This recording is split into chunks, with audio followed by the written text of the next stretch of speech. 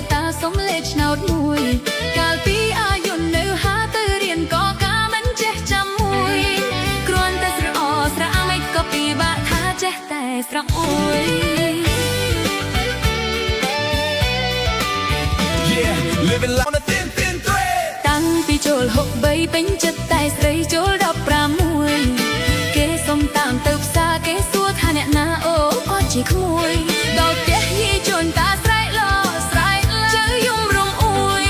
អវ៉ាគុំខ្ញុំខ្មាស់គេយាយប្រឡែងតាទេចៅអើយកុំព្រួយ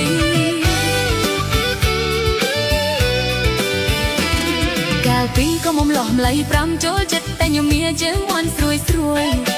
តាំងពី60ប្រែចូលចិត្តខ្ញុំមានតែបងអែមចាហួយភ្លៀង